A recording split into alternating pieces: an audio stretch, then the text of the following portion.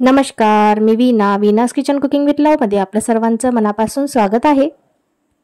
तर उपवासासाठी बरेच लोक वेगवेगळ्या प्रकारचे पदार्थ बनवत असतात। तर आता त्यातीलच एक पदार्थ आज मी बनवणार आहे, ती म्हणजे साबुदाण्याची मिठाई। ही मिठाई तुम्ही उपवासासाठी सुद्धा खाऊ शकता।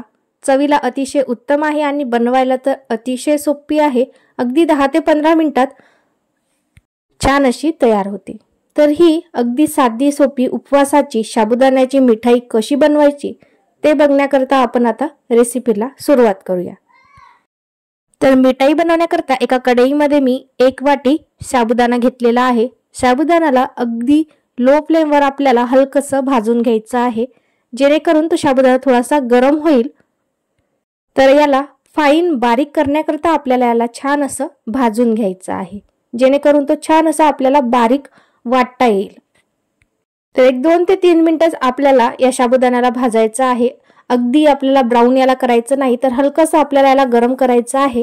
तर आता साबुदाणा छान असा भाजून झालेला आहे। आता हलकासा कोमट झाला की याला एका मिक्सरच्या भांड्यामध्ये काढून आपण याला अगदी बारीक असं वाटून घेणार आहे। अगदी फाईन असं आपल्याला याला बारीक करायचं आहे। तर आता मी हा साबुदाणा छान असा बारीक वाटून घेतलेला आहे। तुम्ही बघू शकता अगदी फाईन असं आपल्याला वाटायचं आहे व बारीक जे चाळणी असते त्या चाळणीने आपल्याला याला चाळून घ्यायचं आहे। रवा चाळण्याकरता जी चाळणी आपण वापरतो त्याच चाळणीने आपल्याला याला चाळून घ्यायचं आहे, जेणेकरून तो छान असा फाईन आपल्याला मिळेल। व जाडसर जो साबुदाणा आहे तो आणखी आपल्याला मिक्सरच्या भांड्यामध्ये टाकून बारीक वाटून घ्यायचा आहे। फाईन असा आपला साबुदाणा बारीक करून झालेला आहे। आता त्याच कढईमध्ये हा बारीक केलेला साबुदाणा आपल्याला हलकासा लो फ्लेमवर भाजून घ्यायचा आहे, जेणेकरून तो गरम होईल। तर या साबुदाण्याच्या पावडरला सुद्धा आपल्याला जास्त भाजायचं नाही, हलकसं आपल्याला भाजायचं आहे। अगदी ब्राऊन होईपर्यंत आपल्याला भाजायचं नाही, तर हलकासा गरम होईपर्यंत व हलकासा त्यातील कच्चेपणा जाईपर्यंत आपल्याला भाजून घ्यायचं आहे। कारण आपण सर्वात प्रथम या साबुदाण्याला भाजून घेतल्यामुळे आपल्याला जास्त भाजायची गरज पडत नाही। आता यामध्ये आपल्याला घालायचं आहे अर्धी वाटी तूप आपल्याला यामध्ये घालायचं आहे, म्हणजेच 1/3 कप तूप मी यामध्ये घातलेलं आहे। 1 वाटी साबुदाण्यासाठी मी अर्धा कपापेक्षा सुद्धा थोडं कमी एवढं तूप वापरलेलं आहे। व याला या तुपामध्ये छान असं मिक्स करून हलकसं लो फ्लेमवर छान असं भाजून घ्यायचं आहे, जोपर्यंत याला तूप सुटत नाही। तुपाचे प्रमाण थोडे कमी जास्त झाले तरी काही हरकत नाही। तर लो फ्लेमवर याला सतत हलवत आपल्याला छान असं भाजून घ्यायचं आहे।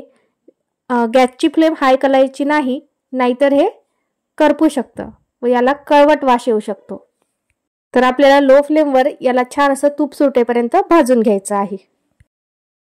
याला हलकसं तूप सुटलेलं आहे आणि हा छान असा भाजून सुद्धा झालेला आहे। आता याला आपण एका भांड्यामध्ये काढून घेऊया। तर ही भाजण्याची सरळ प्रोसेस आपल्याला लो फ्लेमवरच करायची आहे। तर त्याच कढईमध्ये मी 1 वाटी दूध घेतलेलं आहे। तर आता या दुधाला आपण छान असं तापवून घेऊया। आपल्याला हे दूध आटवायचं नाही, फक्त हे दूध आपल्याला गरम करायचं आहे, तेही कळकळीत गरम। तर चमच्याने हलवत आपल्याला हे दूध छान असं एकसारखं गरम करायचं आहे। आता दूध छान गरम झालेलं आहे, त्याला उकळी सुद्धा आलेली आहे। आता यामध्ये घालायची आहे अर्धी वाटी साखर। साखरेचे प्रमाण हे तुमच्या आवडीनुसार तुम्ही कमी जास्त करू शकता। जर तुम्हाला जास्त गोड हवे असेल तर तुम्ही साखर थोडी जास्त घातली तरीही चालेल, परंतु 1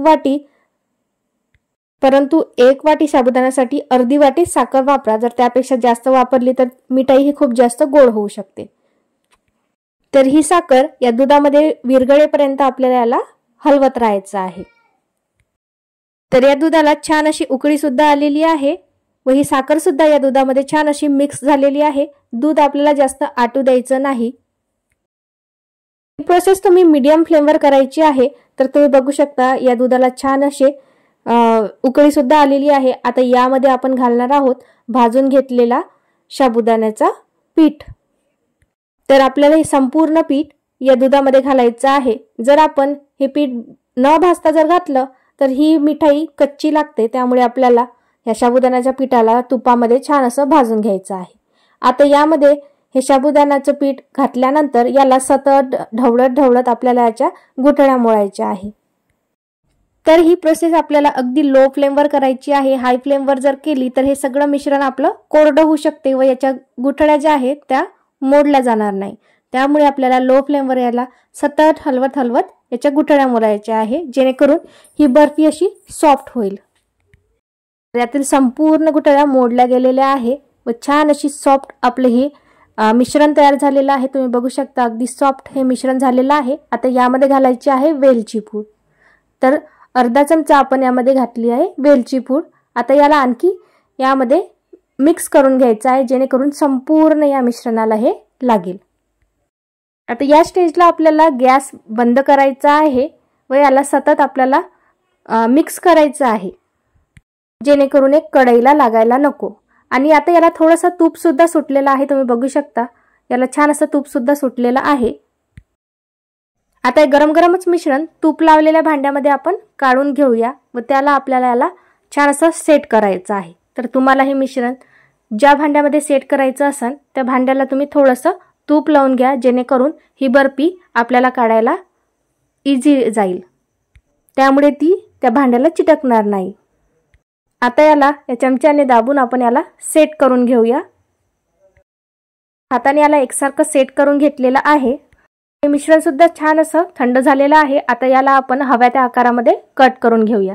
तर मी चौकोनी आकारामध्ये हे मिठाई कट करून घेणार आहे। तुम्ही याला हव्या त्या आकारामध्ये कट करून घेऊ शकता। खाली भांड्याला तूप लावल्यामुळे ही मिठाई सहज निघालेली आहे आणि तुम्ही बघू शकता किती छान अशी ही मिठाई दिसत आहे। अगदी पांढरी शुभ्र सुद्धा दिसत आहे आणि चवीला सुद्धा खूप छान लागते। याला तुम्ही चांदीचा वर्क सुद्धा लावू शकता। जे लोक उपासाला चांदीचा वर्क खात नाही त्यांनी नाही लावला तरीही चालेल। तर मस्त अशी ही साबुदाण्याची आपली मिठाई तयार आहे। तर उपवासासाठी ही तुम्ही मिठाई करू शकता। बनवायला अतिशय सोपी आहे आणि खायला सुद्धा खूप छान लागते। त्यामुळे या उपवासाला तुम्ही अशा प्रकारची ही साबुदाण्याची मिठाई नक्की ट्राय करून बघा, तुम्हाला नक्की आवडेल। आणि माझा हा व्हिडिओ तुम्हाला कसा वाटला मला कमेंटमध्ये नक्की कळवा। व्हिडिओ आवडल्यास व्हिडिओला लाईक करा, शेअर करा। चॅनलवर नवीन असाल तर सबस्क्राइब करायला विसरू नका व बेल आयकॉनवर क्लिक करा, त्यामुळे तुम्हाला माझ्या चॅनलचे नोटिफिकेशन येईल व नवनवीन रेसिपी तुम्हाला पाहायला मिळेल। तोपर्यंत धन्यवाद।